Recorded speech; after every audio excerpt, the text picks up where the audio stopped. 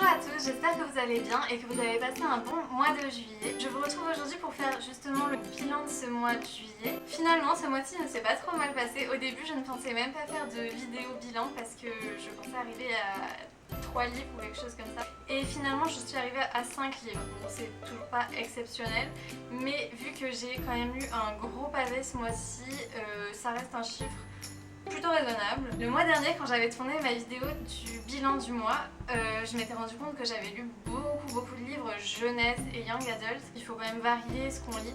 Du coup, ce mois-ci, je m'étais imposé un classique et j'ai également lu un autre livre pour adultes, donc je suis assez contente. J'ai respecté ce que je m'étais fixé pour ce mois-ci. On commence tout de suite avec le bilan du mois. Ma première lecture a été No Worries de Bill Condon. C'est un auteur australien que j'adore. On ne le connaît pas en France, mais il a écrit beaucoup de livres qui ont été publiés en Australie. Il a reçu énormément de prix. C'est un auteur avec lequel j'ai échangé plusieurs mails et qui m'a envoyé de lui-même des livres dédicacés. C'est vraiment une personne adorable. J'ai adoré les 2 précédents livres que j'avais lus. Sur ce livre-là, ça l'a pas trop fait. Je l'ai lu en 3 jours parce qu'il est très court, mais le problème que j'ai eu, c'est vraiment qu'on dirait un brouillon. Il n'y a pas tellement de début, il n'y a pas tellement de fin. On dirait quelques chapitres comme ça au milieu d'un roman. J'ai pas été trop embarquée dans l'histoire. En plus, le personnage principal ne m'a pas trop touchée. C'est l'histoire d'un garçon de 17 ans qui a quitté le lycée et qui a son premier travail dans une fabrique laitière. Beaucoup de chapitres portés sur son travail et c'est pas quelque chose qui me passionnait. Heureusement qu'il y avait une petite histoire d'amour, parce que sinon je crois que le roman ne m'aurait pas du tout plu. Mais je vous recommande A Straight Line to My Heart du même auteur qui a vraiment été un gros coup de cœur l'année dernière. Donc cette fois c'était pas une réussite, c'est quand même un auteur que j'adore de manière générale. Ma deuxième lecture du mois a été He's Just Not That Into You de Greg Behrendt et Liz Tuccillo. En français c'est Laisse tomber, il te mérite pas, et c'est le livre qui a inspiré le film Ce que pensent les hommes avec Scarlett Johansson, Jennifer Aniston, tout ça. Ce livre est vraiment hilarant, je vous le recommande vivement. Ça a été mon premier livre de non-fiction. J'en ai déjà feuilleté dans des salles d'attente, mais j'en avais jamais lu un de A à Z. Et franchement, je me suis régalée. Je pense pas que j'adhérerai à tous les concepts de non-fiction, mais celui-là est top. Déjà rien que le concept, je suis fan. C'est un homme qui écrit pour les femmes sur ce que pensent les hommes. Il a travaillé donc en collaboration avec une femme. Ce sont 2 scénaristes de la série Sex and the City. Donc ils ont énormément de réparties, ils sont très drôles. Et je l'ai lu en moins d'1 jour, donc c'est vraiment une réussite que je vous recommande. Si vous voulez passer un bon moment, bien rire, essayez de comprendre un peu mieux les hommes. On se retrouve un peu dans toutes les situations, donc dès que vous avez un problème dans votre couple, je pense que vous pouvez ouvrir le livre et trouver une situation semblable. Et c'est vraiment traité avec beaucoup d'humour. Donc voilà, je pense que ça peut faire rire tout le monde. C'est là que mon rythme de lecture a ralenti parce que bon en soi, en une semaine j'avais déjà lu 2 livres. Je m'étais imposé un classique, Le Rouge et le Noir de Stendhal. Et vous le savez peut-être, les classiques c'est pas toujours facile à lire. Surtout que celui-ci faisait plus de 600 pages. J'ai pas regretté, j'ai quand même passé un bon moment. Mais je ne voyais pas la fin arriver. Au bout d'une semaine, je crois que j'avais lu 200 pages. Après j'ai accéléré. Comme je ne voyais pas la fin arriver, je me suis dit bon c'est mort, Marine, tu ne vas lire que 3 livres au mois de juillet. Au moins ça me faisait un classique, quelque chose qui me faisait sortir un peu de mon genre de prédilection. Et c'était pas plus mal parce que Le Rouge et le Noir c'est le genre de livre que tout le monde a lu au lycée. Mais je ne l'ai pas lu, j'ai lu Belle Amie. On pouvait lire soit Belle Amie, soit Le Rouge et le Noir. J'ai choisi Belle Amie. À l'époque je pense que j'ai bien fait parce que j'ai lu Belle Amie en 3 jours, donc c'était très rapide.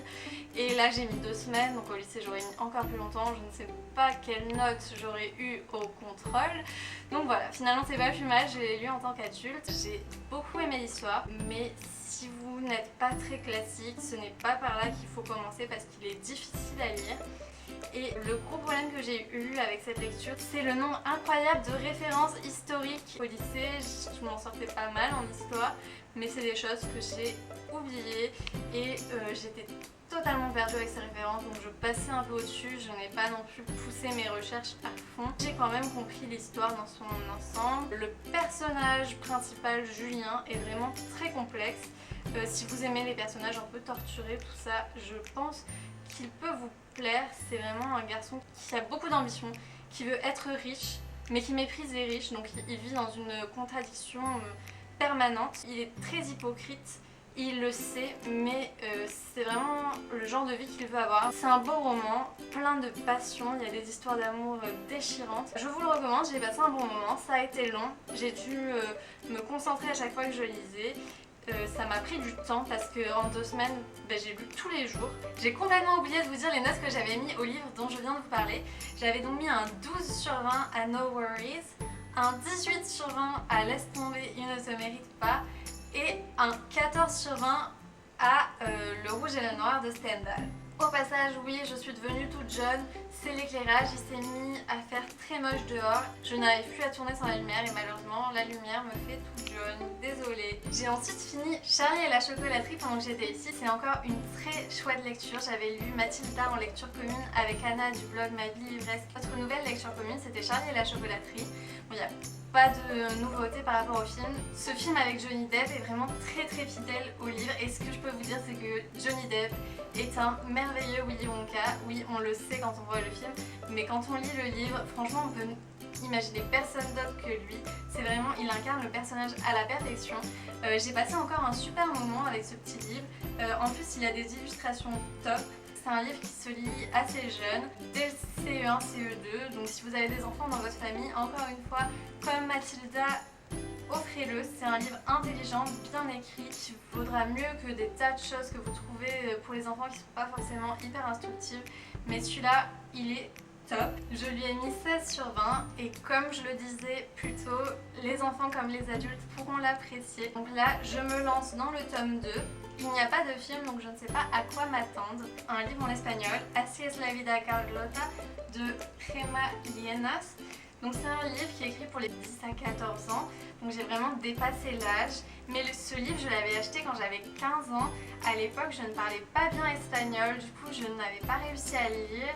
Finalement quand j'ai grandi je me suis dit que ça servait à rien de le lire.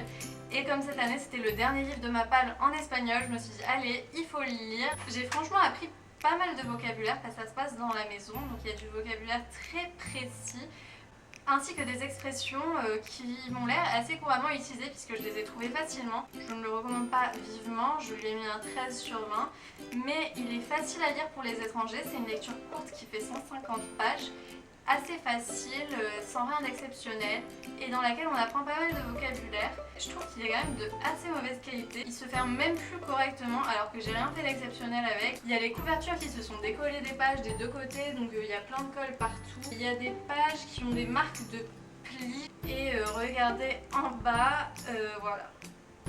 Alors je dis n'importe quoi parce qu'en fait je n'ai pas lu 5 livres, j'en ai lu 6. J'avais pas mis à jour mes lectures sur Goodreads, du coup ma dernière lecture, Breakfast at Tiffany's, ou Petit déjeuner chez Tiffany, ne s'y trouvait pas et du coup je l'ai complètement oublié. Je l'ai lu en anglais finalement. Je sais pas si vous vous rappelez dans mon unboxing, je vous expliquais que c'est une édition bilingue. Donc en anglais sur la gauche, en français sur la page droite. De temps en temps je me suis aidée de la page en français. J'ai même trouvé qu'il y avait des assez grosses erreurs de traduction, des contresens, des choses comme ça. Du coup je trouve ça dommage. Pour moi la traduction c'est quelque chose de vraiment très important. Je pense que tout lecteur devrait avoir le droit en fait de lire ce qui a été vraiment écrit par l'auteur. Et là ça a été un peu altéré, du coup je suis pas trop d'accord avec cette traduction. Je l'ai lu en anglais principalement, donc je suis très contente de ce livre. Franchement je m'attendais pas à l'aimer, je pensais pas que c'était quelque chose qui allait me plaire. Et tout se passe quasiment en conversation, donc ça se lit très vite. Et vraiment je vous jure que je l'ai adoré. Bon, je pense que je suis passée à côté de certaines choses parce qu'il y a beaucoup de sous-entendus. Mais je vais aller lire des analyses puisqu'il est quand même assez étudié dans le domaine de la littérature et dans le milieu scolaire également. Approfondir tout ça parce que c'est vraiment un livre qui m'intéresse beaucoup. Du coup maintenant je vais aller voir le film. Par contre j'ai appris que Truman Capote détestait ce film et qu'il détestait également Audrey Hepburn dans ce rôle, que pour lui ce n'était pas du tout Holly, son personnage principal. Je sais pas trop à quoi m'attendre de ce film puisque voilà, le fait que l'auteur dise clairement qu'il n'aime pas ce film, ça me fait un peu peur. Je n'ai pas encore écrit la chronique sur mon blog. Je pense que je vais lui mettre un 16 ou un 17, j'ai pas encore bien réfléchi. mais c'est vraiment un livre que j'ai beaucoup aimé, donc je vous le recommande, surtout si vous avez vu le film. Pourquoi pas découvrir l'œuvre à la base de ce film iconique. Et voilà, c'est tout pour ce mois de juillet. Pour le mois d'août, j'ai prévu de faire des lectures en espagnol, donc de lire les 4 livres que je vous ai présentés dans mon book haul spécial Espagne. Donc voilà, ça fait beaucoup de lectures en espagnol. Et peut-être, si j'y arrive, de lire quelques autres livres en dehors de ça. Et vous, qu'avez-vous prévu pour le mois d'août? Si vous voulez partager votre mois de juillet, tout simplement, n'hésitez pas à le faire dans les commentaires. Et je vous remercie beaucoup de m'avoir regardé. Je vous fais de gros bisous et à bientôt.